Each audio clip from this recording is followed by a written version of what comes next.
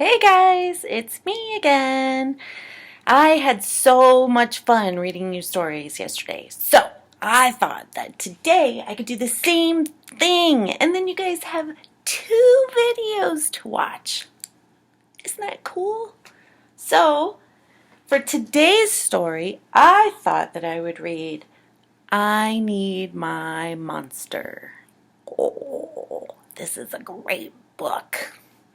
So the book is written by Amanda Knoll, and it's illustrated by Howard McWilliam. This is kind of a long one, but it's a good one, so pay attention. All right, here we go. I Need My Monster. Tonight, when I looked under my bed for my monster, I found this note instead. Gone fishing. Back in a week. Gabe. What was I going to do? I needed a monster under my bed. How was I supposed to get to sleep if my monster was gone? Oh no, what is he going to do? I tried to sleep, but it wasn't the same without Gabe. I missed his ragged breath, his nose whistling, the scrambling of his uncut claws. How would I ever get to sleep without Gabe's familiar, scary noises and his spooky green ooze? It was no use. Gabe would be gone for a week and I just had to have a monster.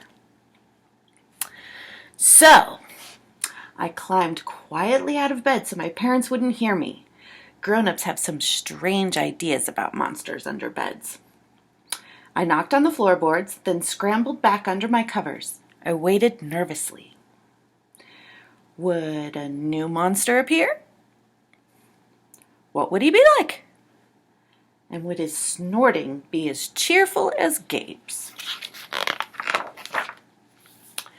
When I heard some creaking under my bed, I knew that the substitute monster had arrived.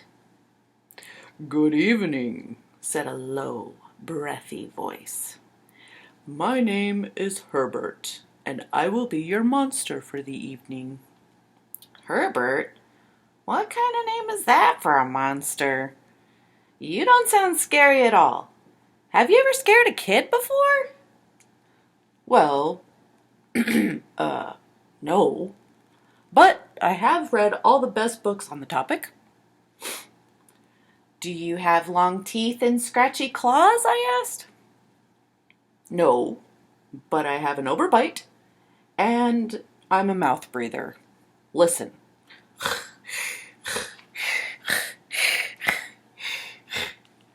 Herbert's panting was kind of scary, but it wasn't enough for me. Listen, Herbert, I'm sorry. I just don't think this is going to work. It's nothing personal, but I really need a monster with claws. Picky, picky, Herbert complained. As you wish. I will go. There was some more creaking, then Herbert was gone. Some scratching warned me that a second monster had arrived. Good evening, said a high, silky voice. My name is Ralph. I understand you need a monster with claws. If you would please lean over, I will hold out an arm for inspection.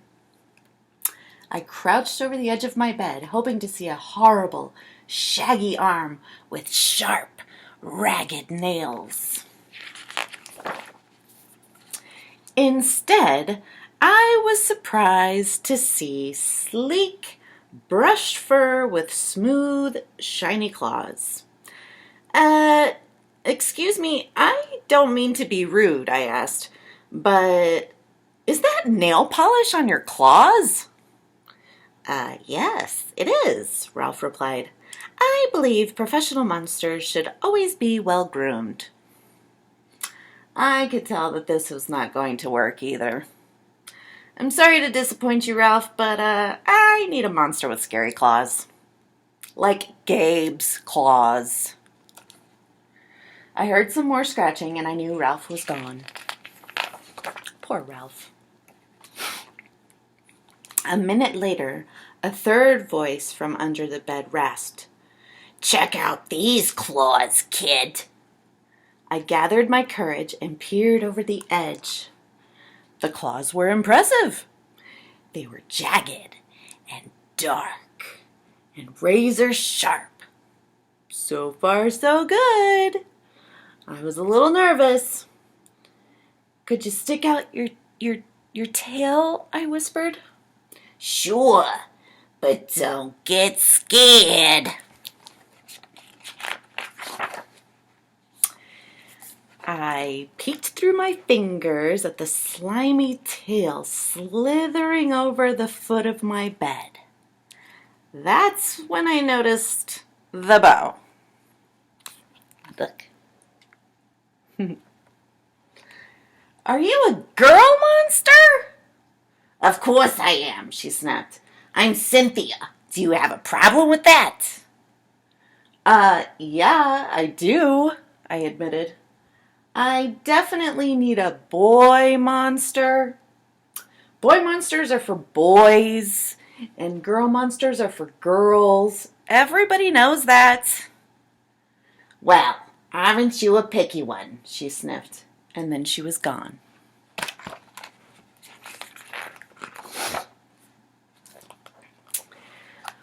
Was I being too picky? No way. I knew that my monster needed to be well-clawed and menacing. The whole point of having a monster, after all, was to keep me in bed, imagining all the scary stuff that could happen if I got out. Duh.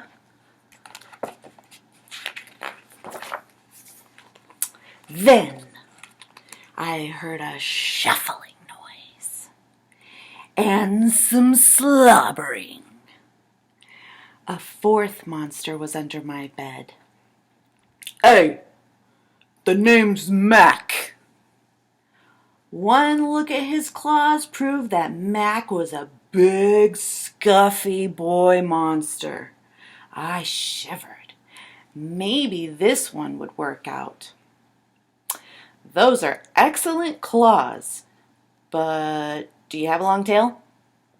I leaned over to see. "No, my tail is stumpy," Max slurped.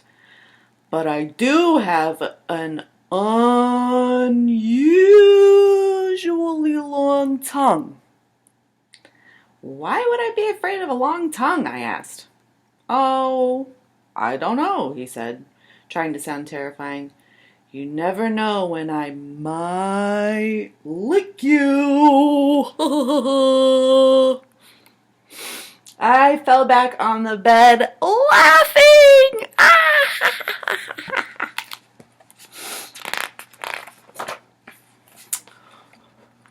"Well, if you're not even going to try to work with me," Mac whined.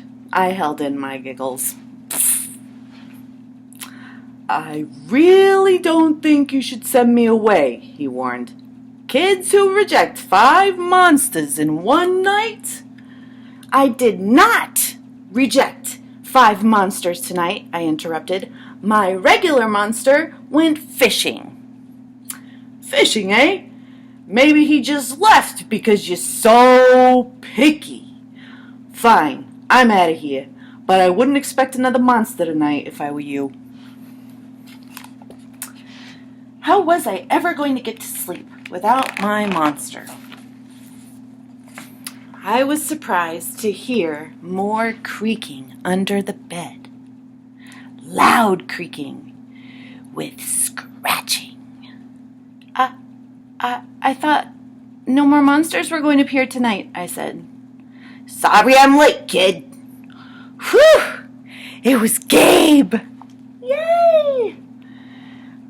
"I thought I'd enjoy fishing, but I didn't," he explained. "Those fish scare too easily. No challenge at all." "You, however, are challenging, my friend. You're almost too old to be afraid of monsters. You keep me on my toes."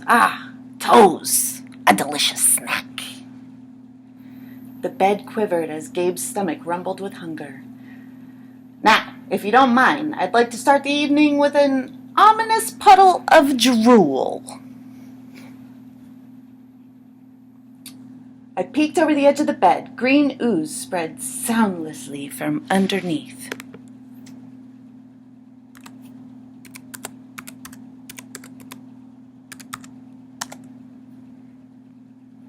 Weird. Then the bed trembled as Gabe unfurled his spiked tail. He was daring me to guess where he might pop up. I shivered.